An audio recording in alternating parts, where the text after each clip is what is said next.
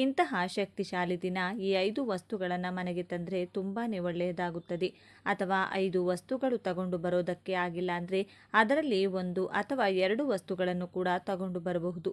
ತುಂಬಾ ಕಡಿಮೆ ರೇಟ್ ಇದೆ, ಹಾಗಾಗಿ 5 ವಸ್ತುಗಳನ್ನು ತಗೊಂಡು ಬನ್ನಿ. ಯಾಕೆಂದರೆ ನಾವು ಈ ರೀತಿಯಾಗಿ ಈ 5 ವಸ್ತುಗಳನ್ನು ತಂದು ನಾವು ಪೂಜೆಯ ರೂಮ್ನಲ್ಲಿಟ್ಟು ಪೂಜೆ ಮಾಡಿದ ನಂತರ ಒಂದೊಂದು ಸ್ಥಳದಲ್ಲಿ ಒಂದೊಂದು ವಸ್ತುವನ್ನು ಇಡೋದ್ರಿಂದ ಖಂಡಿತ ವರ್ಷ ಪೂರ್ತಿ ನಿಮಗೆ ಹಣದ ಸಮಸ್ಯೆ ಬರಲ್ಲ. ಇನ್ನು ಮನೆಯಲ್ಲಿ ಸುಖ, ಶಾಂತಿ, ನೆಮ್ಮದಿ ಅನ್ನೋದು ದೊರೆಯುತ್ತದೆ. ನೀವು ಕೈ ಹಾಕಿದ ಕೆಲಸದಲ್ಲೆಲ್ಲ ಜಯ ಅನ್ನೋದು ಸಿಗ್ತಾ ಹೋಗುತ್ತದೆ. ಹಾಗಾಗಿ ಈ 5 ವಸ್ತುಗಳು ಯಾವುವು ಎಂದು ನೋಡೋಣ ಬನ್ನಿ. ಅದಕ್ಕೂ ಮುಂಚೆ ನೀವಿನ್ನು ಚಾನಲ್ಗೆ ಸಬ್ಸ್ಕ್ರೈಬ್ ಆಗಿಲ್ಲ ಅಂದರೆ ಈಗಲೇ ಸಬ್ಸ್ಕ್ರೈಬ್ ಆಗಿ, ಹಾಗೆ ವಿಡಿಯೋಗೆ ಲೈಕ್ ಮಾಡಿ, ವಿಡಿಯೋ ಸ್ಕಿಪ್ ಮಾಡದೆ ಕೊನೆ ತನಕ ನೋಡಿ. ಎಲ್ಲರೂ ಭಕ್ತಿಯಿಂದ ಓಂ ಶ್ರೀ ಮಹಾಲಕ್ಷ್ಮಿ ನಮಃ ಅಂತ ಕಮೆಂಟ್ ಮಾಡಿ. ಸ್ನೇಹಿತರೆ, ಮೊದಲನೆಯ ವಸ್ತು ಉಪ್ಪು. ನಾವು ಅಡುಗೆ ಮಾತ್ರವಲ್ಲದೆ ವಾಸ್ತುಶಾಸ್ತ್ರದಲ್ಲೂ ಕೂಡ ಉಪ್ಪು ಬಹಳ ಮುಖ್ಯ. ಇದು ನಕಾರಾತ್ಮಕ ಶಕ್ತಿಯನ್ನು ಹೀರಿಕೊಳ್ಳುತ್ತದೆ ಮತ್ತು ಧನಾತ್ಮಕ ಶಕ್ತಿಯನ್ನು ಹೆಚ್ಚಿಸುತ್ತದೆ ಅಂತಾನೆ ಹೇಳ್ಬೋದು. ಹಾಗಾಗಿ ಉಪ್ಪಿಗಿಂತ ರುಚಿ ಇಲ್ಲ, ತಾಯಿಗಿಂತ ಬಂಧು ಇಲ್ಲ ಅಂತ ಗಾದೆ ಮಾತು ಕೂಡ ಕೇಳಿದ್ರಿ. ಉಪ್ಪು ಇಲ್ಲದೆ ಯಾವ ಅಡುಗೆಯೂ ಕೂಡ ರುಚಿ ಇರುವುದಿಲ್ಲ. ಹಾಗಾಗಿ ಉಪ್ಪು ಕೇವಲ ಅಡುಗೆ ಮಾತ್ರವಲ್ಲದೆ ವಾಸ್ತುದೋಷಕ್ಕಾಗಲಿ ಅಥವಾ ಸೌಂದರ್ಯಕ್ಕೂ ಕೂಡ ನಾವು ಉಪ್ಪನ್ನು ಬಳಸ್ತೀವಿ. ಉಪ್ಪನ್ನು ಲಕ್ಷ್ಮೀ ದೇವಿಗೆ ಹೋಲಿಕೆ ಮಾಡ್ತಾರೆ. ಹಾಗಾಗಿ ಈ ದಿನ ನೀವು 1 kg ಆಗುವಷ್ಟು ಅರಳುಪ್ಪನ್ನು ತಗೊಂಡು ಬಂದು ನೀವು ಗ್ಲಾಸ್ ಬಾಕ್ಸ್ ಆಗಲಿ ಅಥವಾ ಪಿಂಗಾಣಿ ಡಬ್ಬಿಯಲ್ಲಿ ಉಪ್ಪನ್ನು ಹಾಕಬೇಕಾಗುತ್ತದೆ. ಯಾವುದೇ ಕಾರಣಕ್ಕೂ ನೀವು ಪ್ಲಾಸ್ಟಿಕ್ ಡಬ್ಬಿಯಲ್ಲಿ ಆಗಲಿ ಅಥವಾ ಸ್ಟೀಲ್ ಡಬ್ಬಿಯಲ್ಲಿ ಉಪ್ಪನ್ನು ಯೂಸ್ ಮಾಡಬಾರದು. ಉಪ್ಪನ್ನು ಆ ಡಬ್ಬಿಗಳಲ್ಲಿ ಹಾಕಬಾರ್ದು. ಈ ರೀತಿಯಾಗಿ ನೀವೇನಾದರೂ ಪ್ಲಾಸ್ಟಿಕ್ ಡಬ್ಬಿಯಲ್ಲಿ ಅಥವಾ ಸ್ಟೀಲ್ ಡಬ್ಬಿಯಲ್ಲಿ ಉಪ್ಪು ಹಾಕಿದರೆ ಮನೆಯಲ್ಲಿ ಮನಃಶಾಂತಿ ಇರುವುದಿಲ್ಲ. ಮನೆಯಲ್ಲಿ ತುಂಬಾ ಕಿರಿಕಿರಿ ಆಗ್ತಾ ಇರುತ್ತದೆ. ಇನ್ನು ಮನೆಯಲ್ಲಿ ಜಗಳಗಳು ಜಾಸ್ತಿ ಆಗ್ತಾ ಇರುತ್ತದೆ. ಇನ್ನು ದರಿದ್ರನೆ ಅನ್ನೋದು ಹೆಚ್ಚಾಗ್ತಾನೆ ಇರುತ್ತದೆ. ಅದಕ್ಕೋಸ್ಕರ ಯಾವುದೇ ಕಾರಣಕ್ಕೂ ನಾವು ಪ್ಲಾಸ್ಟಿಕ್ ಸ್ಟೀಲ್ ಡಬ್ಬಿಯ ಉಪ್ಪನ್ನು ಹಾಕಬಾರ್ದು. ನೀವು ಪಿಂಗಾಣಿ ಅಥವಾ ಗ್ಲಾಸ್ ಬಾಕ್ಸಲ್ಲೇ ಉಪ್ಪನ್ನು ಹಾಕಬೇಕಾಗುತ್ತೆ. ಈ ರೀತಿಯಾಗಿ ನೀವು 1 kg ಉಪ್ಪನ್ನು ತಗೊಂಡು ಬಂದು ಈ ದಿನ ಬೆಳಿಗ್ಗೆ ಆದರೂ ಪರವಾಗಿಲ್ಲ ಅಥವಾ ಸಾಯಂಕಾಲ ಆದರೂ ಪರವಾಗಿಲ್ಲ, ನೀವು ಈ ರೀತಿಯಾಗಿ ಉಪ್ಪನ್ನು ತರೋದ್ರಿಂದ ಮನೆಯಲ್ಲಿ ಲಕ್ಷ್ಮಿ ಶಾಶ್ವತವಾಗಿ ನೆಲೆಯೂರುತ್ತಾಳೆ ಅಂತಾನೆ ಹೇಳ್ಬೋದು. ಇನ್ನು ಎರಡನೆಯ ವಸ್ತು ಯಾವುದು ಅಂದರೆ ಕವಡೆ. ಎಷ್ಟು ಕವಡೆ ತರಬೇಕು ಅನ್ನೋದಾದರೆ 6 ಕವಡೆಗಳನ್ನು ತರಬೇಕಾಗುತ್ತೆ. ಅದರಲ್ಲೂ ಅವು ಯೆಲ್ಲೋ ಕಲರ್ ಇರುವಂಥದ್ದು. ನೀವು ನೋಡಿಕೊಂಡು ಯೆಲ್ಲೋ ಕಲರ್ ಇರುವಂತಹ ಕವಡೆಗಳನ್ನು ಆರಿಸಿಕೊಂಡು ತರಬೇಕಾಗುತ್ತದೆ. 6 ಕವಡೆ ತಂದರೆ ಸಾಕು. ಇನ್ನು ಮನೆಗೆ ತಗೊಂಡು ಬಂದ ತಕ್ಷಣ ಏನು ಮಾಡಬೇಕು ಅನ್ನೋದಾದರೆ ಒಂದು ಬೌಲಲ್ಲಿ ನೀವು ನೀರು ಹಾಕಿ ಆ ನೀರಿಗೆ ಸ್ವಲ್ಪ ನೀವು ಅರಿಶಿನ ಹಾಕಿ ಈ ಕವಡೆಗಳನ್ನೆಲ್ಲ ಶುದ್ಧಿ ಮಾಡ್ಕೋಬೇಕು. ಯಾಕೆ ಅಂದರೆ ಅಲ್ಲಿ ಎಷ್ಟೊಂದು ಜನ ಮುಟ್ಟಿರ್ತಾರೆ. ನಾವು ಡೈರೆಕ್ಟಾಗಿ ತಗೊಂಡು ಹೋಗಿ ದೇವರ ಮನೆಯಲ್ಲಿಟ್ಟು ಪೂಜೆ ಮಾಡಬಾರ್ದು. ಅದಕ್ಕೋಸ್ಕರ ನೀವು ಅರಿಶಿನದ ನೀರಿನಿಂದ ಇದನ್ನೆಲ್ಲ ಸ್ವಚ್ಛ ಮಾಡಿಕೊಂಡು ನಂತರ ಒಂದು ಒಳ್ಳೆ ಬಟ್ಟೆಯಲ್ಲಿ, ಶುದ್ಧವಾದ ಬಟ್ಟೆಯಲ್ಲಿ ಎಲ್ಲ ಒರೆಸಿ ನೀವು ಕವಡೆಗಳನ್ನು ಒಂದು ಕೆಂಪು ಬಟ್ಟೆ ಮೇಲೆ ಇಡಬೇಕಾಗುತ್ತದೆ. ದೇವರ ಮನೆಯಲ್ಲಿ ಇದನ್ನು ಕೂಡ ಬೆಳಿಗ್ಗೆ ಆದರೂ ಪರವಾಗಿಲ್ಲ, ಇಲ್ಲಾಂದರೆ ನೀವು ಗೋಧೂಳಿ ಸಮಯದಲ್ಲಿ ನೀವು ಪೂಜೆಯನ್ನು ಮಾಡಬಹುದು. ಒಂದು ಚಿಕ್ಕದು ಹೊಸ ಬಟ್ಟೆಯನ್ನು ನೀವು ಕೆಂಪು ಬಟ್ಟೆ ತಗೊಳ್ಳಿ. ಕೆಂಪು ಬಟ್ಟೆಯಲ್ಲಿ 6 ಕವಡೆಯನ್ನು ಇಟ್ಟು ಅದಕ್ಕೆ ಅರಿಶಿನ ಕುಂಕುಮ ಇಟ್ಟು ಸ್ವಲ್ಪ ಅಕ್ಷತೆ ಹಾಕಿ ನೀವು ಒಂದು ಹೂವನ್ನು ಇಟ್ಟು ಮಹಾಲಕ್ಷ್ಮಿ ಮುಂದೆ ಇಟ್ಟು ಪೂಜೆಯನ್ನು ಮಾಡಬೇಕಾಗುತ್ತದೆ. ಪೂಜೆ ಮಾಡಿ ಅದನ್ನು ನಂತರ ಧೂಪ ದೀಪಗಳನ್ನೆಲ್ಲ ತೋರಿಸಿ ನೀವು ಅದನ್ನು ಒಂದು ಗಂಟು ಕಟ್ಟಬೇಕು. ಗಂಟಿಗೂ ಕೂಡ ನೀವು ದೇವರ ಮನೆಯಲ್ಲಿ ಇಟ್ಟು ಪೂಜೆ ಮಾಡಿ ನಂತರ ನೀವು ಕ್ಯಾಶ್ ಇಡ್ತೀರಲ್ವಾ, ಆ ಕ್ಯಾಶ್ ಬಾಕ್ಸಲ್ಲಿ ಅಥವಾ ನೀವು ಎಲ್ಲಿ ಜ್ಯುವೆಲ್ರಿ ಇಡ್ತೀರಲ್ವ ಸ್ನೇಹಿತರೆ, ಅಲ್ಲಿ ಇಡಬೇಕಾಗುತ್ತದೆ. ಈ ರೀತಿಯಾಗಿ ಇಡೋದ್ರಿಂದ ಮಹಾಲಕ್ಷ್ಮಿ ನಮ್ಮ ಮನೆಯಲ್ಲಿ ಶಾಶ್ವತವಾಗಿ ನೆಲೆ ಇರುತ್ತಾಳೆ. ಅದರಲ್ಲೂ ವರ್ಷಕ್ಕೊಂದು ಸರಿ ಬರುವಂತಹ ಈ ಯುಗಾದಿ ಹಬ್ಬದ ದಿನ ಈ ವಸ್ತುಗಳನ್ನು ಮಾಡಿದರೆ ತುಂಬಾ ಒಳ್ಳೆಯದು. ಇನ್ನು 3ನೇ ವಸ್ತು ಯಾವುದು ಅಂದರೆ ಅಕ್ಕಿ. ಅಕ್ಕಿ ನಮ್ಮ ಮನೆಯಲ್ಲಿ ಆಲ್ರೆಡಿ ಇರುತ್ತೆ, ಆದರೆ ಈ ದಿನ 1 kgಯಷ್ಟು ನೀವು ಅಕ್ಕಿಯನ್ನು ತರಬೇಕಾಗುತ್ತದೆ. ಅಕ್ಕಿಯನ್ನು ತಗೊಂಡು ಬಂದು ನೀವು ಅಕ್ಕಿ ಡಬ್ಬ ಯೂಸ್ ಮಾಡ್ತೀರಲ್ಲ, ಆ ಅಕ್ಕಿಯಲ್ಲಿ ಹಾಕಬೇಕಾಗುತ್ತದೆ. ನಂತರ ನೀವು ಹೊಸ ಅಕ್ಕಿ ತಂದಿರ್ತೀರಲ್ಲ, ಆ ಅಕ್ಕಿಯಲ್ಲಿ ನೀವು 1 ಹಿಡಿ ಆಗುವಷ್ಟು ನೀವು ಅಕ್ಕಿಯನ್ನು ತಗೋಬೇಕಾಗುತ್ತದೆ. 1 ಹಿಡಿ ಆಗುವಷ್ಟು ಅಕ್ಕಿಯನ್ನು ತಗೊಂಡು ಒಂದು ಹಿತ್ತಾಳೆ ಅಥವಾ ತಾಮ್ರದ ತಟ್ಟೆ ಆಗಬಹುದು ಅಥವಾ ಬೌಲ್ ಆಗಬಹುದು, ಆ ತಟ್ಟೆಯಲ್ಲಿ ಹಾಕಿ ನೀವು ಅದನ್ನು ದೇವರ ಮನೆಯಲ್ಲಿ ಮಹಾಲಕ್ಷ್ಮಿಯ ಫೋಟೋ ಮುಂದೆ ಇಡಬೇಕಾಗುತ್ತೆ. ನಂತರ ಅದಕ್ಕೆ ಸ್ವಲ್ಪ ಒಂದು ಚಿಟಿಕೆ ಆಗುವಷ್ಟು ಅರಿಶಿನ ಕುಂಕುಮ ಒಂದು ಹೂವನ್ನು ಇಟ್ಟು ನೀವು ಮಹಾಲಕ್ಷ್ಮಿ ಹತ್ರ ಬೇಡ್ಕೊಳ್ಳಿ. ಅಮ್ಮ, ನನಗೆ ವರ್ಷ ಪೂರ್ತಿ ಯಾವುದೇ ಕಾರಣಕ್ಕೂ ನಮಗೆ ಹಣದ ಕೊರತೆ ಆಗಬಾರ್ದು, ಅನ್ನದ ಕೊರತೆ ಆಗಬಾರ್ದು ಅಂತ ನೀವು ಮಹಾಲಕ್ಷ್ಮಿಯನ್ನು ಬೇಡ್ಕೊಡ್ಬೇಕಾಗುತ್ತದೆ. ನಂತರ ಏನು ಮಾಡಬೇಕು ಅನ್ನೋದಾದರೆ, ಅದರಲ್ಲಿ ಒಂದು ಚಿಟಿಕೆ ಆಗುವಷ್ಟು ಅಕ್ಕಿ ತಗೊಂಡು ನೀವು ಒಂದು ಹೊಸ ಕೆಂಪು ಬಟ್ಟೆ ತಗೊಂಡಿರ್ತೀರಲ್ಲ, ಆ ಕೆಂಪು ಬಟ್ಟೆಯಲ್ಲಿ ನೀವು ಒಂದು ಚಿಟಿಕೆ ಆಗುವಷ್ಟು ಅಕ್ಕಿಯನ್ನು ಕಟ್ಟಿ ಅದನ್ನು ನೀವು ಕ್ಯಾಶ್ ಬಾಕ್ಸ್ ಅಥವಾ ಜ್ಯುವೆಲರಿ ಎಲ್ಲ ಇಡ್ತೀರಲ್ವಾ, ಅಲ್ಲಿ ಇಡಬೇಕಾಗುತ್ತದೆ. ನಂತರ ಸ್ವಲ್ಪ ಅಕ್ಕಿ ತಗೊಂಡು ನೀವು ವ್ಯಾನಿಟಿ ಬ್ಯಾಗಲ್ಲಿ ಅಥವಾ ನಿಮ್ಮ ಪರ್ಸ್ನಲ್ಲಿ 1, 2, 3 ಅಕ್ಕಿ ಕಾಳು ಹಾಕೊಳ್ಳಿ. ಇನ್ನು ಗಂಡಸರಾದರೆ ಅವರ ವ್ಯಾಲೆಟಲ್ಲಿ ಕೂಡ 1, 2, 3 ಅಕ್ಕಿ ಕಾಳು ಹಾಕಿದರೆ ಸಾಕು. ಈ ರೀತಿಯಾಗಿ ಮಾಡಿ ಅದು ವರ್ಷ ಪೂರ್ತಿ ಇರಲಿ ಸ್ನೇಹಿತರೆ. ಅದು ಏನೂ ಆಗಲ್ಲ, ಅಕ್ಕಿ ಅಲ್ವಾ, ಏನೂ ಹಾಳಾಗಲ್ಲ. ಹಾಗಾಗಿ ನೀವು ಅದನ್ನು ನೆಕ್ಸ್ಟ್ ಇಯರ್ ಒಳಗಡೆ ನೀವು ಅದನ್ನು ತಗೊಂಡು ಹೋಗಿ ಯಾರೂ ತುಳಿಯದೇ ಇರುವಂತಹ ಜಾಗದಲ್ಲಿ ಹಾಕಬೇಕಾಗುತ್ತದೆ. ಈ ರೀತಿಯಾಗಿ ಮಾಡಿಕೊಳ್ಳೋದ್ರಿಂದ ಮಹಾಲಕ್ಷ್ಮಿ ನಿಮ್ಮ ಮನೆಯಲ್ಲಿ ಶಾಶ್ವತವಾಗಿ ಉಳಿತಾಳೆ. ಇನ್ನು ಬರುವಂತಹ ವರ್ಷದಲ್ಲಿ ನಿಮ್ಮ ಮನೆಯಲ್ಲಿ ಸುಖ, ಸಂತೋಷ, ನೆಮ್ಮದಿ ಅನ್ನೋದು ನೆಲೆಸ್ತಾ ಹೋಗುತ್ತೆ. ಹಾಗಾಗಿ ಆ ದಿನ 1 kg ಆಗುವಷ್ಟು ಅಕ್ಕಿ ಆದರೂ ನೀವು ತಗೊಂಡು ಬಂದು ಈ ರೀತಿಯಾಗಿ ಮಾಡಿ ನೋಡಿ, ನಿಮ್ಮಲ್ಲಿ ಎಷ್ಟು ಚೇಂಜಸ್ ಆಗುತ್ತೆ ಅಂತ ನಿಮಗೆ ಗೊತ್ತಾಗುತ್ತದೆ. ಇನ್ನು 4ನೆಯದಾಗಿ ನಾವು ಯಾವ ಕೆಲಸವನ್ನು ಮಾಡಬೇಕು ಅನ್ನೋದಾದರೆ, ಈ ದಿನ ಬೆಳಿಗ್ಗೆ 6 ಗಂಟೆಯಿಂದ 9 ಗಂಟೆಯ ಒಳಗಡೆ ಆಗಲಿ ಅಥವಾ ಸಾಯಂಕಾಲ 5 ಗಂಟೆಯಿಂದ 7 ಗಂಟೆಯ ಒಳಗಡೆ ಆಗಲಿ ನಾವು ಅರಳಿ ಮರದ ಹತ್ರ ಹೋಗಬೇಕು. ಹೋಗೋ ಸಮಯದಲ್ಲಿ ನಾವು ಒಂದು ತಾಮ್ರದ ಚೊಂಬಲ್ಲಿ ಅಥವಾ ತಾಮ್ರದ ತಂಬಿಗೆಯಲ್ಲಿ ನೀವು ಶುದ್ಧವಾದ ನೀರನ್ನು ಹಾಕಿ ಅದರಲ್ಲಿ ಸ್ವಲ್ಪ ಹಾಲು ಹಾಗೆ ಒಂದು ಸ್ವಲ್ಪ ಬೆಲ್ಲವನ್ನು ಹಾಕ್ಕೋಬೇಕಾಗುತ್ತದೆ. ಇನ್ನು ಅದರ ಜೊತೆ ನಾವು ಒಂದು ದೀಪ, ಶುದ್ಧವಾದ ತುಪ್ಪ ಮತ್ತು 2 ಬತ್ತಿಗಳನ್ನು ತಗೊಂಡು ಹೋಗಬೇಕಾಗುತ್ತದೆ. ಇನ್ನು ನೀವು ಅರಳಿ ಮರದ ಹತ್ರ ಹೋಗಿ ನೀವು ನಮಸ್ಕಾರ ಮಾಡಿಕೊಂಡು ಮೊದಲು ನೀವು ಏನು ನೀರು ತಗೊಂಡು ಹೋಗಿರ್ತೀರಲ್ಲ, ಆ ನೀರನ್ನು ಅರಳಿ ಮರದ ಬುಡಕ್ಕೆ ಹಾಕಬೇಕಾಗುತ್ತದೆ. ಅದರಲ್ಲಿ ಶ್ರೀಮನ್ನಾರಾಯಣ ಮತ್ತು ಮಹಾಲಕ್ಷ್ಮಿ ವಾಸಿಸುತ್ತಾರೆ. ಹಾಗಾಗಿ ಅರಳಿ ಮರದ ಬುಡದಲ್ಲಿ ನೀವು ಆ ಶುದ್ಧವಾದ ನೀರು, ಒಂದು ಸ್ವಲ್ಪ ಬೆಲ್ಲ ಹಾಗೇನೆ ಹಾಲನ್ನು ತಗೊಂಡು ಹೋಗಿ ಬುಡದಲ್ಲಿ ಹಾಕಿ ಮತ್ತು ಅರಳಿ ಮರಕ್ಕೆ 12 ಪ್ರದಕ್ಷಿಣೆಯನ್ನು ಹಾಕಬೇಕಾಗುತ್ತೆ. ಸ್ನೇಹಿತರೆ, 12 ಪ್ರದಕ್ಷಿಣೆ ಆದಮೇಲೆ ನೀವು ಅಲ್ಲೇ ಕೂತ್ಕೊಂಡು ಒಂದು ತುಪ್ಪದಿಂದ ದೀಪವನ್ನು ಹಚ್ಚಬೇಕು. ದೀಪಕ್ಕೂ ಕೂಡ ಅರಿಶಿನ ಕುಂಕುಮ ಹಾಗೆಯೇ ಒಂದು ಹೂವನ್ನು ಇಟ್ಟು ಶುದ್ಧವಾದ ತುಪ್ಪವನ್ನು ಹಾಕಿ 2 ಬತ್ತಿಯನ್ನು ಹಾಕಿ ನೀವು ಅಲ್ಲಿ ದೀಪವನ್ನು ಹಚ್ಚಿ ನೀವು ಶ್ರೀಮನ್ನಾರಾಯಣನನ್ನು, ಮಹಾಲಕ್ಷ್ಮಿಯನ್ನು ಬೇಡ್ಕೋಬೇಕಾಗುತ್ತದೆ. ಅಮ್ಮ, ಈ ವರ್ಷ ನಾನು ಇಷ್ಟೆಲ್ಲ ಕಷ್ಟಪಟ್ಟಿದ್ದೀನಿ, ಬರೋ ವರ್ಷ ನನಗೆ ಸುಖಕರ ಜೀವನ ಇರಲಿ, ನಾನು ಅಂದುಕೊಂಡ ಕೆಲಸಗಳೆಲ್ಲ ನನಗೆ ಆಗಲಿ ಅಂತ ನೀವು ಅಮ್ಮನನ್ನು ಬೇಡಿಕೊಳ್ಬೇಕಾಗುತ್ತದೆ. ಇನ್ನು ಶ್ರೀಮನ್ನಾರಾಯಣನ ಸಮೇತ ನಮ್ಮ ಮನೆಗೆ ಬಾ ಅಮ್ಮ ಅಂತ ಮಹಾಲಕ್ಷ್ಮಿಗೆ ನೀವು ನಮಸ್ಕಾರ ಮಾಡಿಕೊಂಡು ನೀವು ಮನೆಗೆ ಬರಬೇಕಾಗುತ್ತದೆ. ಇನ್ನು ಕೊನೆಯ ವಸ್ತು ಯಾವುದು ಅನ್ನೋದಾದರೆ ಅರಿಶಿನದ ಕೊಂಬು. ಸ್ನೇಹಿತರೆ, ಇದನ್ನು ನಾನು ಪ್ರೀವಿಯಸ್ ವಿಡಿಯೋದಲ್ಲೂ ಕೂಡ ನೀವು ನೋಡಿರಬಹುದು. ಆದರೂ ಈಗಲೂ ಕೂಡ ನಾನು ಸ್ವಲ್ಪ ಶಾರ್ಟ್ ಆಗಿ ಇದರ ಬಗ್ಗೆ ತಿಳಿಸಿಕೊಡ್ತಿದ್ದೀನಿ. ಇದನ್ನು ನೀವು ಮನೆಗೂ ಕೂಡ ಕಟ್ಟಬಹುದು. ಹಾಗೆಯೇ ವ್ಯಾಪಾರ ಮಾಡ್ತಾ ಇದ್ದೀರಾ ಅಂದರೆ ವ್ಯಾಪಾರ ಸ್ಥಳಗಳಲ್ಲೂ ಕೂಡ ಕಟ್ಟಬಹುದು.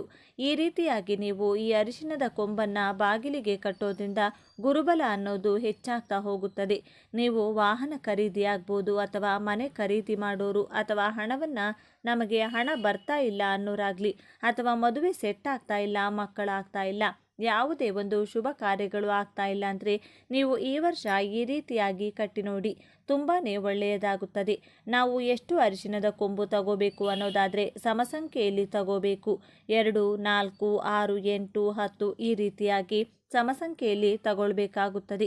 ನಮ್ಮ ಬಾಗಿಲು ಎಷ್ಟು ಉದ್ದ ಇರುತ್ತೆ, ಎಷ್ಟು ಉದ್ದ ನಾವು ಕಟ್ಟಬೇಕಾಗುತ್ತೆ. ನೀವು ಒಂದು ವೈಟ್ ದಾರವನ್ನು ತಗೊಂಡು ಅರಿಶಿನದ ನೀರಿನಲ್ಲಿ ಮಿಕ್ಸ್ ಮಾಡಿಕೊಂಡು ಅರಿಶಿನದ ದಾರವನ್ನು ಮಾಡಿಕೊಳ್ಬೇಕಾಗುತ್ತೆ. ನಂತರ ನಾವು ಇದನ್ನು ಹೂ ಕಟ್ಟೋ ರೀತಿಯಾಗಿ ಆದರೂ ಕಟ್ಬೋದು.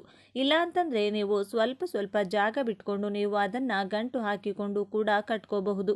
ಈ ರೀತಿಯಾಗಿ ಕಟ್ಕೊಂಡು ನೀವು ಇದನ್ನು ಯಾವಾಗ ಕಟ್ಟಬೇಕು ಅಂತಂದರೆ ಈ ದಿನ ಬೆಳಿಗ್ಗೆ ಆದಷ್ಟು ಬ್ರಾಹ್ಮಿ ಮುಹೂರ್ತದಲ್ಲಿ ಕಟ್ಟಿದರೆ ತುಂಬಾ ಒಳ್ಳೆಯದು.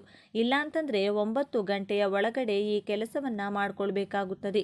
ಮೊದಲು ನೀವು ಎಣ್ಣೆ ಸ್ನಾನ ಮಾಡಿ ನಂತರ ನೀವು ಹೊಸ ಬಟ್ಟೆಯನ್ನು ಹಾಕ್ಕೊಂಡು ಅಥವಾ ಶುದ್ಧವಾದ ಬಟ್ಟೆಯನ್ನು ಹಾಕ್ಕೊಂಡು ನೀವು ಎಲ್ಲರೂ ಅಂತಂದರೆ ಈ ದಿನ ಎಲ್ಲರೂ ಬೇಗ ಎದ್ದು ಸ್ನಾನಗಳೆಲ್ಲ ಮುಗಿಸಿ ನಂತರ ಮೊದಲು ನಾವು ಹೊಸಲಿಗೆ ಇದನ್ನು ಕಟ್ಟಿ ಮೊದಲು ನೀವು ಇದನ್ನು ಕಟ್ಟಿಬಿಡಿ. ಮಾಡಿಕೊಳ್ಳಿ. ಇದು ಎಷ್ಟು ದಿನ ಇರಬೇಕು ಅಂದರೆ ಎಷ್ಟು ದಿನ ಆದರೂ ಇರಬಹುದು ಸ್ನೇಹಿತರೆ.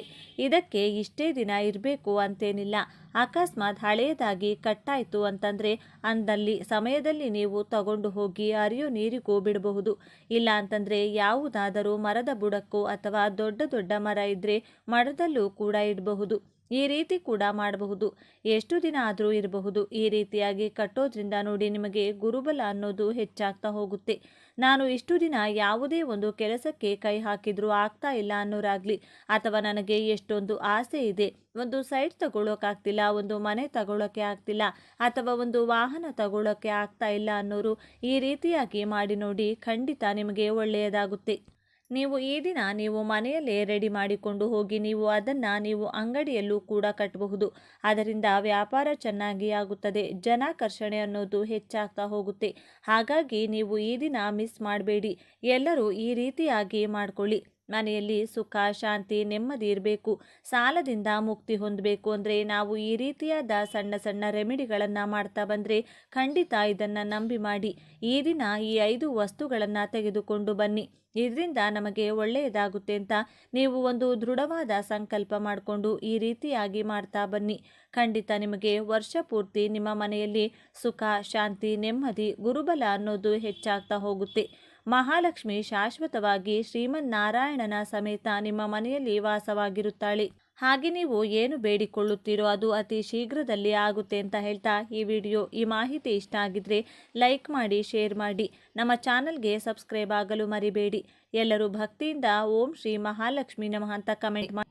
ಒಂದು ಸಲ ಪಾರ್ವತಿ ದೇವಿ ಪರಮೇಶ್ವರನ ಹತ್ತಿರ, ಪ್ರಭು, ಯಾವ ಮಹಿಳೆಯರು ಶಿವಲಿಂಗಕ್ಕೆ ಅಭಿಷೇಕ ಮಾಡಬಹುದು, ಯಾವ ಮಹಿಳೆಯರು ಮಾಡುವಂತಿಲ್ಲ ಎಂದು ಕೇಳಿದರು. ಆಗ ಪರಮೇಶ್ವರ ದೇವಿ ಮೊದಲಿಗೆ ಶಿವಲಿಂಗಕ್ಕೆ ಅಭಿಷೇಕ ಮಾಡುವಾಗ ಅನುಸರಿಸಬೇಕಾದ ಕೆಲವು ನಿಯಮಗಳ ಬಗ್ಗೆ ತಿಳಿದುಕೊಳ್ಳಬೇಕು. ಈ 3 ರೀತಿಯ ಮಹಿಳೆಯರು ಎಂದೂ ಕೂಡ ಶಿವಲಿಂಗವನ್ನು ಮುಟ್ಟುವುದಾಗಲಿ ಶಿವಲಿಂಗಕ್ಕೆ ಅಭಿಷೇಕ ಮಾಡುವುದಾಗಲಿ ಮಾಡಬಾರದು. ಆ ಮಹಿಳೆಯರು ಶಿವಲಿಂಗವನ್ನು ಮುಟ್ಟುವುದಾಗಲಿ ಅಥವಾ ಶಿವಲಿಂಗಕ್ಕೆ ಅಭಿಷೇಕ ಮಾಡುವುದಾಗಲಿ ಮಾಡಿದರೆ ಪುಣ್ಯದ ಬದಲಾಗಿ ಪಾಪವನ್ನು ಮೂಟೆ ಕಟ್ಟಿಕೊಳ್ತಾರೆ. ಅವರ ಕುಟುಂಬವೇ ಸರ್ವನಾಶವಾಗುತ್ತದೆ. ಇದಕ್ಕೆ ಸಂಬಂಧಿಸಿದಂತಹ ಒಂದು ಕತೆ ಹೇಳ್ತೇನೆ ಕೇಳು ಎಂದು ಹೇಳಿ ಕತೆ ಹೇಳಲು ಶುರು ಮಾಡಿದರು. ಆ ಕತೆ ಕೇಳೋಕ್ಕೂ ಮುಂಚೆ ನೀವಿನ್ನು ನಮ್ಮ ಚಾನಲ್ನ ಸಬ್ಸ್ಕ್ರೈಬ್ ಮಾಡ್ಕೊಂಡಿಲ್ಲ ಅಂದರೆ ಈಗಲೇ ಸಬ್ಸ್ಕ್ರೈಬ್ ಮಾಡ್ಕೊಳ್ಳಿ. ಹಾಗೆ ಈ ವಿಡಿಯೋ ಇಷ್ಟ ಆದರೆ ಮರೆಯದೆ ಒಂದು ಲೈಕ್ ಕೊಡಿ. ವಿಡಿಯೋ ಸ್ಕಿಪ್ ಮಾಡದೆ ಕೊನೆ ತನಕ ನೋಡಿ. ಪೂರ್ವದಲ್ಲಿ ಒಂದು ಗ್ರಾಮದಲ್ಲಿ ಸುಖದೇವ ಎಂಬ ಒಬ್ಬ ಯುವಕನಿದ್ದ. ಅವನು ವೇದಗಳು ಹಾಗೂ ಪುರಾಣಗಳನ್ನು ತಿಳಿದುಕೊಂಡಿದ್ದ. ಅವನಿಗೆ ದೈವ ಭಕ್ತಿ ಜಾಸ್ತಿ ಇತ್ತು. ಪ್ರತಿದಿನ ಎಷ್ಟೋ ಶ್ರದ್ಧಾ ಭಕ್ತಿಯಿಂದ ದಿನ ಕಳೆಯುತ್ತಿದ್ದ. ಅದೇ ಊರಿನಲ್ಲಿ ಸುಧರ್ಮ ಎಂಬ ಒಬ್ಬ ಬ್ರಾಹ್ಮಣ ಇದ್ದ. ಅವನಿಗೆ ಸುಮತಿ ಎಂಬ ಸುಂದರವಾದ ಮಗಳಿದ್ದಳು. ಅವಳು ಪರಮೇಶ್ವರನ ಪರಮ ಭಕ್ತಿ. ಪ್ರತಿದಿನ ಕಾರ್ತಿಕ ಮಾಸದಲ್ಲಿ ವ್ರತ ಮಾಡುತ್ತಾ ಶಿವಲಿಂಗಕ್ಕೆ ಅಭಿಷೇಕ ಮಾಡುತ್ತಿದ್ದಳು. ಸುಮತಿಗಾಗಿ ಸುಧರ್ಮ ಒಳ್ಳೆಯ ವರನಿಗಾಗಿ ಹುಡುಕಾಡುತ್ತಿದ್ದ. ಆಗ ಸುಧರ್ಮನ ಹೆಂಡತಿ ಸುಖದೇವನ ಬಗ್ಗೆ ಗಂಡನಿಗೆ ಹೇಳಿದಳು. ಸುಖದೇವನಂತ ಒಳ್ಳೆಯ ಯುವಕನೊಂದಿಗೆ ನಮ್ಮ ಮಗಳ ಮದುವೆ ಮಾಡಿದರೆ ಅವಳು ತುಂಬ ಸಂತೋಷವಾಗಿರುತ್ತಾಳೆ ಎಂದಳು. ಅವನ ಹೆಂಡತಿಯ ಮಾತುಗಳನ್ನು ಸುಧರ್ಮ ಕೂಡ ಒಪ್ಪಿಕೊಂಡ. ಇದೇ ವಿಷಯ ಮಾತನಾಡಲು ಸುಖದೇವನ ಮನೆಗೆ ಸುಧರ್ಮ ಹೋದ. ಆ ಸಮಯದಲ್ಲಿ ಸುಖದೇವ ತಂದೆ ತಾಯಿಯ ಸೇವೆ ಮಾಡುತ್ತಿದ್ದ. ಸುಖದೇವನ ತಂದೆ ತಾಯಿ ಸುಧರ್ಮನನ್ನ ಗೌರವಪೂರ್ವಕವಾಗಿ ಮನೆಯೊಳಗೆ ಕರೆದರು. ತಂದೆ ತಾಯಿಯ ಸೇವೆ ಮಾಡುತ್ತಿದ್ದ ಸುಖದೇವನನ್ನು ನೋಡಿ ಸುಧರ್ಮ ಕೂಡ ಸಂತೋಷಿಸಿದ. ಇಂತಹ ಸಂಸ್ಕಾರವುಳ್ಳ ಯುವಕನೊಂದಿಗೆ ಮಗಳ ಮದುವೆ ಮಾಡಿದರೆ ಅವಳು ಜೀವನ ಪರ್ಯಂತ ಸುಖವಾಗಿರುತ್ತಾಳೆ ಎಂದು ಸುಧರ್ಮನಿಗೆ ಅರ್ಥವಾಯಿತು. ಸುಖದೇವ ಸುಧರ್ಮನಿಗೆ ನಮಸ್ಕರಿಸಿ ಬಂದ. ಕಾರಣವನ್ನ ಕೇಳಿದ. ಅದಕ್ಕೆ ಸುಧರ್ಮ ಏನು ಮಾತನಾಡದೆ ಅವನ ಮನೆಯೆಲ್ಲ ನೋಡಲು ಶುರು ಮಾಡಿದ. ಆ ಮನೆ ಎಷ್ಟೋ ಪವಿತ್ರವಾಗಿ ಪರಿಶುದ್ಧವಾಗಿ ಕಾಣಿಸುತ್ತಿತ್ತು. ದೇವರ ಮನೆಯೊಳಗೆ ಒಂದು ಶಿವಲಿಂಗ ಕೂಡ ಇತ್ತು. ದೇವರ ಮನೆ ನೋಡಿದರೆ ದೇವಸ್ಥಾನ ನೋಡಿದಂತಹ ಅನುಭವ ಆಗುತ್ತಿತ್ತು. ಇದೆಲ್ಲ ನೋಡಿದ ಸುಧರ್ಮನಿಗೆ ಸುಖದೇವ ಮಾತ್ರವೇ ಅವನ ಅಳಿಯನಾಗಲು ಯೋಗ್ಯ ಅನ್ನಿಸಿತು. ಇನ್ನು ಆಲಸ್ಯ ಮಾಡದೆ ಸುಧರ್ಮ ಸುಖದೇವ ಹಾಗೂ ಅವನ ತಂದೆ ತಾಯಿಯೊಂದಿಗೆ, ನಾನು ನಿಮ್ಮ ಮನೆಗೆ ಬರಲು ಕಾರಣ ನನ್ನ ಮಗಳಾದ ಸುಮತಿಗೆ ವರನನ್ನು ಹುಡುಕುತ್ತಿದ್ದೇವೆ. ಅವಳಿಗೆ ಸುಖದೇವನೇ ಸರಿಯಾದ ಜೋಡಿ ಎಂದು ತೀರ್ಮಾನಿಸಿಕೊಂಡು ವರನನ್ನ ಕೇಳಲು ಬಂದೆ ಎಂದ. ಸುಧರ್ಮ ಆ ಮಾತನ್ನು ಕೇಳಿ ಸುಖದೇವನ ತಂದೆ ತಾಯಿ ಎಷ್ಟೋ ಸಂತೋಷಪಟ್ಟರು. ತಂದೆ ತಾಯಿ ಸುಖದೇವನನ್ನ ಮದುವೆಗೆ ಒಪ್ಪಿಸಿದರು. ಸುಮತಿಯ ಸೌಂದರ್ಯ ನೋಡಿದ ಸುಖದೇವ ಕೂಡ ಅಷ್ಟೊಂದು ಸುಂದರವಾದ ಯುವತಿ ತನ್ನ ಪತ್ನಿ ಆಗುತ್ತಿರುವುದಕ್ಕೆ ತುಂಬಾನೇ ಸಂತೋಷಿಸಿದ. ಗುರುಹಿರಿಯರ ಸಮ್ಮಕ್ಷದಲ್ಲಿ ಆಡಂಬರವಾಗಿ ಇಬ್ಬರ ಮದುವೆ ನಡೆಯಿತು. ಸುಮತಿ ಅತ್ತೆಯ ಮನೆಗೆ ಕಾಲಿಟ್ಟಲು. ಗಂಡನ ಮನೆಯಲ್ಲಿ ಎಷ್ಟೋ ಸುಖ ಸಂತೋಷದಿಂದ ಬದುಕುತ್ತಿದ್ದಳು. ಸುಮತಿಗೆ ಒಳ್ಳೆಯ ಪತಿವ್ರತೆ ಹಾಗೂ ಗೃಹಿಣಿಗೆ ಇರಬೇಕಾದಂತಹ ಎಲ್ಲ ಗುಣಲಕ್ಷಣಗಳಿತ್ತು. ಅವಳು ಮನೆಯನ್ನ ಅಚ್ಚುಕಟ್ಟಾಗಿ ನೋಡಿಕೊಳ್ಳುತ್ತಿದ್ದಳು. ಅತ್ತೆ ಮಾವನನ್ನ ಗೌರವಿಸುತ್ತಿದ್ದಳು. ಗಂಡನನ್ನ ಪ್ರೀತಿಸುತ್ತಿದ್ದಳು. ಪರಪುರುಷರನ್ನ ಕಣ್ಣೆತ್ತಿಯೂ ಕೂಡ ನೋಡುತ್ತಿರಲಿಲ್ಲ. ಎಲ್ಲವನ್ನೂ ಅಷ್ಟೊಂದು ಅಚ್ಚುಕಟ್ಟಾಗಿ ಮಾಡುತ್ತಿದ್ದ ಸುಮತಿಯ ಮನೆಯಲ್ಲಿ ಮಹಾಲಕ್ಷ್ಮಿ ಕೂಡ ಸ್ಥಿರವಾಗಿ ನೆಲೆಸಿದಳು. ಯಾವ ಮಹಿಳೆ ಸತ್ಯ, ಧರ್ಮ, ನ್ಯಾಯ, ನೀತಿ, ಶುಚಿ, ಶುಭ್ರತೆ, ತಾಳ್ಮೆಯಿಂದ ಇರುತ್ತಾಳೋ ಆ ಹೆಣ್ಣಿರುವ ಮನೆಯಲ್ಲಿ ಮಹಾಲಕ್ಷ್ಮಿ ಇರಲು ಇಷ್ಟಪಡುತ್ತಾಳೆ. ಆ ರೀತಿ ಎಷ್ಟೋ ಸಂತೋಷವಾಗಿದ್ದಂತಹ ಮನೆ ಸುಮತಿ ಮಾಡಿದ ಚಿಕ್ಕ ತಪ್ಪಿನಿಂದ ನಾಶವಾಯಿತು. ಕಡುಬಡತನದ ಅನುಭವಿಸಬೇಕಾಯಿತು. ಅವಳು ಮಾಡಿದ ತಪ್ಪೇನೆಂದರೆ ಶ್ರಾವಣ ಮಾಸದ ಮೊದಲನೇ ದಿನ ಅಮಾವಾಸ್ಯೆಯಿಂದ ಶುರುವಾಗಿತ್ತು. ಆ ದಿನದಂದು ಸುಮತಿ ತಿಳಿಯದೆ ಹೆಚ್ಚಾಗಿ ಈರುಳ್ಳಿ ಬಳಸಿ ಅಡುಗೆ ತಯಾರಿಸಿದಳು. ಅದರ ಜೊತೆ ಸೈಂಧವ ಲವಣವನ್ನು ಕೂಡ ಬಳಸಿದಳು. ಅಡುಗೆ ತುಂಬ ರುಚಿಯಾಗಿದ್ದರಿಂದ ಮನೆಯವರೆಲ್ಲ ಸ್ವಲ್ಪ ಹೆಚ್ಚಾಗಿಯೇ ಊಟ ತಿಂದರು. ಮಾರನೇ ದಿನ ಬೆಳಿಗ್ಗೆ ಕೂಡ ರಾತ್ರಿ ಉಳಿದ ಊಟವನ್ನು ಸುಮತಿ ಹಾಗೂ ಸುಖದೇವ ತಿಂದರು. ಅತಿ ಹೆಚ್ಚು ಈರುಳ್ಳಿ ಸೇವಿಸಿದ್ದರಿಂದ ಅವರಲ್ಲಿ ಕಾಮಭಾವನೆ ಹೆಚ್ಚಾಯಿತು. ಸುಮತಿ ಹಾಗೂ ಸುಖದೇವ ಆ ದಿನ ಬೆಳಿಗ್ಗೆ ಶಾರೀರಿಕವಾಗಿ ಒಂದಾದರು. ಅದರ ನಂತರ ಎಂದಿನಂತೆ ಸುಮತಿ ಶಿವಲಿಂಗಕ್ಕೆ ಅಭಿಷೇಕ ಮಾಡಿ ಪೂಜೆ ಮಾಡಿದಳು. ಸುಮತಿ ಪ್ರತಿದಿನ ಸ್ನಾನ ಮಾಡಿಕೊಂಡು ಶ್ರದ್ಧಾಭಕ್ತಿಯಿಂದ ಶಿವನ ಪೂಜೆ ಮಾಡುತ್ತಿದ್ದಳು. ಆದರೆ ಆ ದಿನ ಸ್ನಾನ ಮಾಡಿದ ನಂತರ ಗಂಡನೊಂದಿಗೆ ಸಂತೋಷವಾಗಿ ಕಳೆದ ಸುಮತಿ ಮತ್ತೆ ಸ್ನಾನ ಮಾಡಿಕೊಂಡರೆ ಎಲ್ಲಿ ಅತ್ತೆ ಮಾವನಿಗೆ ಅನುಮಾನ ಬರುತ್ತದೋ, ಅವರು ಎಲ್ಲಿ ತಪ್ಪು ತಿಳಿದುಕೊಳ್ಳುತ್ತಾರೋ, ಇನ್ನು ಪೂಜೆ ಯಾಕೆ ಮಾಡಿಲ್ಲ ಎಂದು ಅತ್ತೆ ಕೇಳುವ ಮುಂಚೆ ಪೂಜೆ ಮುಗಿಸಬೇಕು ಎಂದುಕೊಂಡು ಓಡೋಡಿ ಹೋಗಿ ಗಬಗಬನೆ ಒಂದು ಚೂರು ಶ್ರದ್ಧಾಭಕ್ತಿ ಇಲ್ಲದೆ ಶಿವಲಿಂಗಕ್ಕೆ ಅಭಿಷೇಕ ಮಾಡಿ ಬೇಗನೆ ವಿಭೂತಿ ಹಚ್ಚಿ ಕುಂಕುಮ ಇಟ್ಟು ಪೂಜೆ ಮಾಡಿ ಮುಗಿಸಿದಳು. ಮೈಲಿಗೆ ಹಾಕಿದ್ದ ಸುಮತಿ ಪೂಜೆ ಮಾಡಿದ್ದರಿಂದ ಕೋಪಗೊಂಡ ಪರಮೇಶ್ವರ ಆ ಮನೆ ಬಿಟ್ಟು ಹೊರಟು ಹೋದರು. ಸುಮತಿಯ ಅತ್ತೆ ಮಾವ ತೀರ್ಥಯಾತ್ರೆಗೆಂದು ಹೋದರು. ಇನ್ನು ಮನೆಯಲ್ಲಿ ದೊಡ್ಡವರು ಹೇಳುವವರು ಕೇಳುವವರು ಯಾರೂ ಇಲ್ಲದೆ ಸುಮತಿ ನಿಧಾನವಾಗಿ ಅವಳ ಆಚಾರ ವಿಚಾರಗಳನ್ನು ಮರೆತು ಹೋದಳು. ಅವಳು ಮನಸ್ಸಿನಲ್ಲಿ ಯಾವಾಗಲೂ ಶೃಂಗಾರದ ಆಲೋಚನೆಗಳೇ ತುಂಬಿಕೊಂಡಿತ್ತು. ದಿನನಿತ್ಯದ ಕಾರ್ಯಕ್ರಮಗಳು ಮರೆತು ಹೋಗಿ ಹೊತ್ತುಗೊತ್ತು ಇಲ್ಲದಂತೆ ಗಂಡನೊಂದಿಗೆ ಸರಸ ಸಲ್ಲಾಪದಲ್ಲಿ ತೊಡಗಿಕೊಂಡಳು. ಅವಳು ಮಾಡುತ್ತಿರುವ ಅಡುಗೆಗಳಲ್ಲೂ ಕೂಡ ಈರುಳ್ಳಿ, ಬೆಳ್ಳುಳ್ಳಿ, ಉಪ್ಪು, ಖಾರ ಹೆಚ್ಚಾಗಿದ್ದರಿಂದ ಸುಖದೇವನು ಕೂಡ ಎಲ್ಲ ಆಚಾರ ವಿಚಾರಗಳನ್ನು ಮರೆತು ಹೋಗಿ ಇದೇ ಕೆಲಸದಲ್ಲಿ ಮುಳುಗಿ ಹೋದ. ಒಂದು ದಿನ ಸುಮತಿ ಹಾಗೂ ಸುಖದೇವ ಋತುಸ್ರಾವದ ಸಮಯದಲ್ಲೂ ಕೂಡ ಶಾರೀರಿಕವಾಗಿ ಒಂದಾದರು. ಇದರಿಂದ ಅವರ ದೇಹದೊಳಗೆ ಪಾಪ ಪ್ರವೇಶ ಮಾಡಿತು. ಅದುವರೆಗೂ ಅವರಿಬ್ಬರೂ ಮಾಡಿದಂತಹ ಪೂಜೆಗಳು, ಹಬ್ಬಗಳು, ವ್ರತಗಳು ಫಲಿಸದಂತೆ ಆಚಾರ ವಿಚಾರಗಳು ಎಲ್ಲವೂ ಕೂಡ ನಾಶವಾಯಿತು. ಋತುಸ್ರಾವದ ಸಮಯದಲ್ಲಿ ಹೆಣ್ಣಿನ ಮೈಯೊಳಗೆ ಬ್ರಹ್ಮ ಹತ್ಯೆ ಪಾತಕ ಎಂಬ ಪಾಪವಾಸ ಮಾಡುತ್ತದೆ. ಆ ಸಮಯದಲ್ಲಿ ಆಕೆಯ ಜೊತೆ ಯಾವ ಪುರುಷ ಶಾರೀರಿಕ ಸಂಬಂಧ ಇಟ್ಟುಕೊಳ್ತಾನೋ ಆ ಪಾಪ ಅವನ ಮೈಯೊಳಗೆ ಪ್ರವೇಶ ಮಾಡುತ್ತದೆ. ಇತ್ತ ಸುಖದೇವನ ಮೈಯೊಳಗೂ ಕೂಡ ಬ್ರಹ್ಮ ಹತ್ಯೆ ಪಾತಕ ಸೇರಿಕೊಂಡಿತ್ತು. ಆ ಪಾಪದ ಕಾರಣದಿಂದ ಸುಖದೇವನಿಗೆ ಕುಷ್ಠರೋಗ ಆವರಿಸಿತು. ಅವನ ಮೈಯಿಂದ ರಕ್ತ, ಕೀವು ಸುರಿಯಲಾರಂಭಿಸಿತು. ತೀರ್ಥಯಾತ್ರೆ ಮುಗಿಸಿಕೊಂಡು ಸುಖದೇವನ ತಂದೆ ತಾಯಿ ಮನೆಗೆ ಬಂದರು. ಆ ಮನೆ ವಾತಾವರಣ, ಸುಮತಿಯ ನಡವಳಿಕೆ, ಮಗನ ರೋಗ ಎಲ್ಲವನ್ನೂ ಗಮನಿಸಿದ ಸುಖದೇವನ ತಾಯಿಗೆ ವಿಷಯ ಅರ್ಥವಾಯಿತು. ಆ ಮನೆಯನ್ನ ಹಾಳು ಮಾಡಿ ಮಗನಿಗೆ ಈ ಪರಿಸ್ಥಿತಿ ತಂದ ಸುಮತಿಯ ಮೇಲೆ ಕೋಪಗೊಂಡು ಅವಳನ್ನು ಮನೆಯಿಂದ ಹೊರಗಟ್ಟಿದಳು. ಅದುವರೆಗೂ ಆ ಮನೆಯೇ ಪ್ರಪಂಚ, ಗಂಡನೇ ದೇವರು ಅಂದುಕೊಂಡಿದ್ದ ಸುಮತಿಗೆ ಎಲ್ಲಿ ಹೋಗುವುದೆಂದು ಅರ್ಥವಾಗಲಿಲ್ಲ. ಅವಳು ಮಾಡಿದ ತಪ್ಪೇನೆಂದು ಕೂಡ ಅವಳಿಗೆ ಗೊತ್ತಿಲ್ಲ. ಅವಳು ಅಳುತ್ತಾ ಕಾಡಿಗೆ ಹೋದಳು. ಅಲ್ಲೊಂದು ಆಶ್ರಮ ಕಾಣಿಸಿತು. ಆಶ್ರಮದಲ್ಲಿ ಕುಳಿತುಕೊಂಡು ಸುಮತಿ ಜೋರಾಗಿ ಅಳುವುದಕ್ಕೆ ಶುರು ಮಾಡಿದಳು. ಅವಳ ಅಳು ಕೇಳಿಸಿಕೊಂಡ ಸಾಧು ಹೊರಗೆ ಬಂದು, ಯಾರಮ್ಮ ನೀನು, ಯಾಕೆ ಈ ರೀತಿ ಅಳ್ತಿದ್ದೀಯಾ ಎಂದು ಕೇಳಿದರು.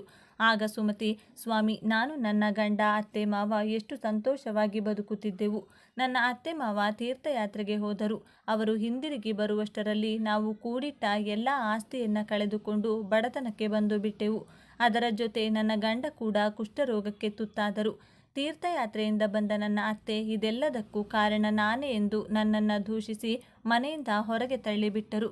ಎಲ್ಲಿ ಹೋಗುವುದೆಂದು ದಾರಿ ತಿಳಿಯದೆ ಕಾಡಿನಲ್ಲಿ ಬರುತ್ತಿರುವಾಗ ನಿಮ್ಮ ಆಶ್ರಮ ಕಾಣಿಸಿತು. ನನಗೆ ಇಲ್ಲಿ ವಾಸವಿರಲು ಅನುಮತಿ ಸಿಗಬಹುದೇನೋ ಅಂದುಕೊಂಡು ಇಲ್ಲಿ ಕಾಯುತ್ತಾ ಕುಳಿತಿದ್ದೇನೆ ಎಂದು ಹೇಳಿದಳು.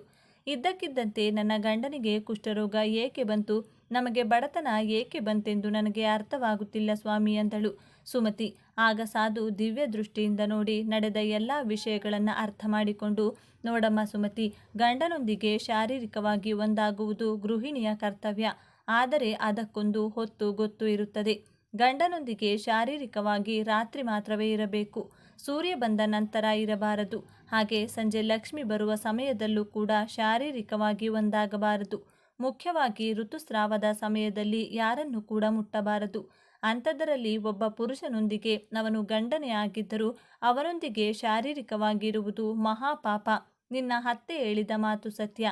ಇವತ್ತು ನಿನ್ನ ಗಂಡ ಕುಷ್ಠರೋಗಕ್ಕೆ ತುತ್ತಾಗಿ ಇದ್ದಾನೆಂದರೆ ಅದಕ್ಕೆ ಕಾರಣ ಋತುಸ್ರಾವದ ಸಮಯದಲ್ಲಿ ನೀವಿಬ್ಬರೂ ಒಂದಾಗಿರುವುದು. ಹಾಗೆ ನಿನ್ನ ಬಡತನಕ್ಕೆ ಕಾರಣ ಕೂಡ ನೀವಿಬ್ಬರೂ ಹೊತ್ತುಗೊತ್ತು ಇಲ್ಲದಂತೆ ಮಾಡಿದಂತಹ ಸಂಸಾರ. ಮತ್ತೆ ನಿಮ್ಮ ಸ್ಥಿತಿ ಬದಲಾಗಲು ತುಂಬ ಕಾಲ ಹಿಡಿಯುತ್ತದೆ. ದೇವರು ಮನಸ್ಸು ಮಾಡಿ ಆದಷ್ಟು ಬೇಗನೆ ಕರಗುವುದಿಲ್ಲ. ನೀನು ಈ ಆಶ್ರಮದಲ್ಲಿರಲು ನಾನು ಅನುಮತಿ ಕೊಡುತ್ತಿದ್ದೇನೆ. ಆದರೆ ಪ್ರತಿದಿನ ನೀನು ಬೆಳಿಗ್ಗೆ ಎದ್ದ ತಕ್ಷಣ ತಲೆ ಸ್ನಾನ ಮಾಡಿಕೊಂಡು ಶಿವನಿಗೆ ಭಕ್ತಿಯಿಂದ ಅಭಿಷೇಕ ಮಾಡುತ್ತಾ ಅವರ ಬಳಿ ಕ್ಷಮೆ ಕೇಳುತ್ತಿರಬೇಕು. ಯಾವ ರೀತಿಯಾದ ಘೋರ ಪಾಪಗಳನ್ನು ಮಾಡಿದರೂ ಪರಮೇಶ್ವರ ಭಕ್ತಿಯಿಂದ ಅವರಿಗೆ ಕೈಜೋಡಿಸಿ ನಮಸ್ಕರಿಸಿದರೆ ಅವರನ್ನು ಕ್ಷಮಿಸಿ ಬಿಡುತ್ತಾರೆ. ಹಾಗಾಗಿ ನೀನು ಮಾಡಿರುವ ಪಾಪಗಳಿಗೆ ಪ್ರಾಯಶ್ಚಿತವಾಗಿ 1 ವರ್ಷದ ಕಾಲ ಶಿವನಿಗೆ ಪ್ರತಿದಿನ ಶ್ರದ್ಧಾಭಕ್ತಿಯಿಂದ ಅಭಿಷೇಕ ಮಾಡುತ್ತಿರುವಂದರು ಸಾಧು. ಸಾಧು ಅವರು ಹೇಳಿದ ಪ್ರಕಾರ ಸುಮತಿ ಪ್ರತಿದಿನ ಎದ್ದ ತಕ್ಷಣ ಸ್ನಾನ ಮಾಡಿಕೊಂಡು ಮಡಿಬಟ್ಟೆಯಲ್ಲೇ ಶಿವನಿಗೆ ನೀರಿನಿಂದ ಅಭಿಷೇಕ ಮಾಡಿ ಬಿಲ್ವ ಪತ್ರೆಗಳಿಂದ ಅರ್ಚನೆ ಮಾಡುತ್ತಿದ್ದಳು. ಅದರ ನಂತರ ಆಶ್ರಮದಲ್ಲಿರುವ ಹಸುಗಳಿಗೆ ಸ್ನಾನ ಮಾಡಿಸಿ ಹುಲ್ಲು ಹಾಕುತ್ತಾ ಅವುಗಳಿಗೂ ಪೂಜೆ ಮಾಡುತ್ತಿದ್ದಳು. ಇದೇ ರೀತಿ 1 ವರ್ಷ ಮುಗಿದು ಹೋಯಿತು. ಅದುವರೆಗೂ ಪರಮೇಶ್ವರ ಕೂಡ ಅವಳನ್ನು ಪರೀಕ್ಷಿಸುತ್ತಿದ್ದರು. ಸುಮತಿಯಲ್ಲಿ ಉಂಟಾದ ಬದಲಾವಣೆಗಳನ್ನು ಗಮನಿಸಿದ ಸಾಧು ಒಂದು ದಿನ ಸುಮತಿಯನ್ನು ಕರೆದು, ಮಗಳೇ ಸುಮತಿ, ನಿನಗೆ ಕೆಲವು ವಿಚಾರಗಳನ್ನು ಹೇಳುತ್ತೇನೆ ಕೇಳು. ಶ್ರಾವಣ ಮಾಸದಲ್ಲಿ ಈರುಳ್ಳಿ, ಬೆಳ್ಳುಳ್ಳಿ ಮುಂತಾದ ಪದಾರ್ಥಗಳನ್ನು ತಿನ್ನಬಾರದು. ಶಿವನ ಪೂಜೆ ಮಾಡುವಾಗ ಶಿವಲಿಂಗಕ್ಕೆ ಮರೆತು ಕೂಡ ತುಳಸಿ ಎಲೆಗಳನ್ನು ಸಮರ್ಪಿಸಬಾರದು. ಶಿವಲಿಂಗದ ಮೇಲೆ ಅರಿಶಿನ ಕುಂಕುಮ ಹಚ್ಚಬಾರದು. ಶಿವಲಿಂಗದ ಮುಂದೆ ಕುಳಿತುಕೊಂಡು ಶಂಕುಧ್ವನಿ ಮಾಡಬಾರದು. ಈ ಎಲ್ಲ ನಿಯಮಗಳನ್ನು ಅನುಸರಿಸುತ್ತಾ ನೀನು ಸೋಮವಾರಗಳಂದು ವ್ರತ ಆಚರಿಸಿದರೆ ನೀನು ಮಾಡಿದ ಎಲ್ಲ ಪಾಪಗಳು ಹೊರಟು ಹೋಗುತ್ತದೆ ಅಂದರು ಸಾಧು. 1-2 ದಿನಗಳಲ್ಲಿ ಶ್ರಾವಣ ಮಾಸ ಕೂಡ ಬಂದು ಬಿಟ್ಟಿತು. ಸಾಧುವಿನ ಮಾತಿನ ಪ್ರಕಾರ ಸುಮತಿ ಸೋಮವಾರ ವ್ರತ ಶುರು ಮಾಡಿದಳು. 16 ಸೋಮವಾರಗಳು ಮಾಡಿದಳು. ಆದರೂ ಕೂಡ ಅವಳ ಜೀವನದಲ್ಲಿ ಯಾವುದೇ ಬದಲಾವಣೆ ಕಾಣಿಸದಿದ್ದಾಗ ಮನನೊಂದ ಸುಮತಿ ಆತ್ಮಹತ್ಯೆ ಮಾಡಿಕೊಳ್ಳಲು ತೀರ್ಮಾನಿಸಿಕೊಂಡಳು. ಅಲ್ಲೇ ಇರುವ ಶಿವಾಲಯದ ಪಕ್ಕದಲ್ಲಿರುವ ನದಿಯೊಳಗೆ ಸುಮತಿ ಹಾರಿದಳು. ಆಗಲೇ ಒಂದು ಚಮತ್ಕಾರ ನಡೆಯಿತು. ಸುಮತಿ ನೀರಿನಲ್ಲಿ ಬಿದ್ದ ಹೂವಿನಂತೆ ಹೊರಗೆ ತೇಲಿ ಬಂದಳು. ಅವಳ ಮುಂದೆ ಸಾಕ್ಷಾತ್ ಪರಮೇಶ್ವರ ಪ್ರತ್ಯಕ್ಷವಾದರು. ಅವಳ ಮುಂದೆ ನಿಂತಿರುವ ಶಿವನನ್ನು ನೋಡಿ ಸುಮತಿಗೆ ಅದು ಕನಸೋ ನನಸೋ ಅರ್ಥವಾಗಲಿಲ್ಲ. ಎಷ್ಟೋ ಭಕ್ತಿಯಿಂದ ಅವರಿಗೆ ನಮಸ್ಕಾರ ಮಾಡಿ ಅವಳಿಗೆ ಬಂದ ಎಲ್ಲ ಕೀರ್ತನೆಗಳು, ಭಜನೆಗಳು, ಶ್ಲೋಕಗಳನ್ನು ಹಾಡಿದಳು. ಸ್ವಾಮಿ, ನಾನು ತಿಳಿಯದೆ ಮಾಡಿರುವ ಎಲ್ಲ ಪಾಪಗಳಿಂದ ನನ್ನನ್ನು ವಿಮುಕ್ತಿ ಕಲುಗಿಸಿ ಎಂದು ಬೇಡಿಕೊಂಡಳು. ಆಗ ಪರಮೇಶ್ವರ, ಸುಮತಿ, ನೀನು ತಿಳಿಯದೆ ದೊಡ್ಡ ಪಾಪವನ್ನು ಮಾಡಿಬಿಟ್ಟೆ. ಶ್ರಾವಣ ಮಾಸದಲ್ಲಿ ಮಾಂಸಾಹಾರಕ್ಕೆ ಸಮಾನವಾದ ಈರುಳ್ಳಿ, ಬೆಳ್ಳುಳ್ಳಿ ತಿನ್ನುವುದು ಮಾತ್ರವಲ್ಲದೆ ಆ ಅಡುಗೆಯನ್ನು ಮಾರನೇ ದಿನ ಕೂಡ ಇಟ್ಕೊಂಡು ಹಲಸಿದ ಪದಾರ್ಥಗಳನ್ನು ದಂಪತಿಗಳು ತಿಂದಿದ್ದೀರಿ. ಆ ಕಾರಣದಿಂದಾಗಿ ನಿಮ್ಮೊಳಗೆ ಕಾಮಸಿಕ ಭಾವನೆ ಹೆಚ್ಚಾಯಿತು. ನಿಮ್ಮೊಳಗೆ ಕ್ರಮೇಣ ಕಾಮ ಕೋರಿಕೆಗಳು ಬೆಳೆಯಿತು. ನಿನ್ನ ಗಂಡನೊಂದಿಗೆ ಶಾರೀರಿಕವಾಗಿ ಇದ್ದ ನಂತರ ಸ್ನಾನ ಮಾಡದೆ ನನ್ನನ್ನು ಮುಟ್ಟಿ ಅಪರಾಧ ಮಾಡಿದೆ. ಅದು ಮಾತ್ರವಲ್ಲದೆ ಋತುಸ್ರಾವದ ಸಮಯದಲ್ಲೂ ಕೂಡ ನೀನು ಗಂಡನೊಂದಿಗೆ ಶಾರೀರಿಕವಾಗಿದ್ದೆ. ಯಾವಾಗ ಗಂಡ ಹೆಂಡತಿ ಶಾರೀರಿಕವಾಗಿ ಒಂದಾಗುತ್ತಾರೋ ಆಗ ಅವರಿಬ್ಬರ ಶರೀರವು ಅಪವಿತ್ರವಾಗುತ್ತದೆ. ಅಂತಹ ಸಮಯದಲ್ಲಿ ತಲೆಸ್ನಾನ ಮಾಡದೆ ಶಿವಲಿಂಗವನ್ನು ಯಾವ ಪರಿಸ್ಥಿತಿಯಲ್ಲೂ ಮುಟ್ಟಬಾರದು. ನೀನು ಆ ರೀತಿ ಮುಟ್ಟಿದ ಕಾರಣ ನಿನ್ನ ಶರೀರದೊಳಗೆ ಮಹಾಮೋಹವೆಂಬ ಭೂತ ಪ್ರವೇಶ ಮಾಡಿತು. ಅದರ ಕಾರಣದಿಂದ ನೀನು ಹಾಗೂ ನಿನ್ನ ಗಂಡ ಮೋಹದಲ್ಲಿ ಮುಳುಗಿ ಹೋಗುವಂತಾಯಿತು. ಇದೇ ಕಾರಣದಿಂದಲೇ ಋತುಸ್ರಾವದ ಸಮಯದಲ್ಲೂ ಕೂಡ ನೀವು ನಿಮ್ಮ ಕಾಮ ಕೋರಿಕೆಗಳನ್ನು ಕಟ್ಟಿಹಾಕಲು ಸಾಧ್ಯವಾಗಲಿಲ್ಲ. ದೇವರ ಅನುಗ್ರಹಕ್ಕೆ ಗುರಿಯಾಗಿದ್ದೀರಿ. ಆ ಕಾರಣದಿಂದ ನಿನ್ನ ಗಂಡ ಕುಷ್ಠರೋಗಕ್ಕೆ ತುತ್ತಾದ.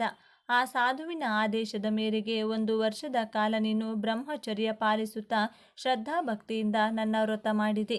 16 ಸೋಮವಾರಗಳ ಕಾಲ ವ್ರತ ಕೂಡ ನಿಷ್ಠೆಯಿಂದ ಮಾಡಿದೆ. ಹಾಗಾಗಿ ನೀನು ನಿನ್ನ ಪಾಪಗಳಿಂದ ವಿಮುಕ್ತಿ ಪಡೆದುಕೊಂಡಿರುವೆ ಎಂದರು ಪರಮೇಶ್ವರ. ಆಗ ಸುಮತಿ ಕೃತಜ್ಞತೆ ಹೇಳುತ್ತಾ, ಸ್ವಾಮಿ, ನನ್ನದೊಂದು ಸಂದೇಹವಿದೆ. ಯಾವ ರೀತಿಯಾದ ಮಹಿಳೆಯರು ಶಿವಲಿಂಗಕ್ಕೆ ಅಭಿಷೇಕ ಮಾಡಬಹುದು, ಯಾವ ಮಹಿಳೆಯರು ಮಾಡಬಾರದೆಂದು ಕೇಳಿದಳು. ಆಗ ಪರಮೇಶ್ವರ, ಸುಮತಿ, ಶಿವಲಿಂಗ ನನಗೆ ಅತ್ಯಂತ ಪ್ರಿಯವಾದದ್ದು. ಅದು ನನ್ನ ರೂಪಕ್ಕೆ ಪ್ರತಿರೂಪವಿದ್ದಂತೆ. ಹಾಗಾಗಿ ಯಾವ ಪರಿಸ್ಥಿತಿಯಲ್ಲೂ ಅಪವಿತ್ರವಾಗಿರುವ ಸಮಯದಲ್ಲಿ ಶಿವಲಿಂಗವನ್ನು ಮುಟ್ಟಬಾರದು. ಮಹಿಳೆಯರು ಋತುಸ್ರಾವವಾದಾಗ ಶಿವಲಿಂಗವನ್ನು ಮುಟ್ಟುವುದಾಗಲಿ ಅದರ ಹತ್ತಿರ ಹೋಗುವುದಾಗಲಿ ಮಾಡಬಾರದು.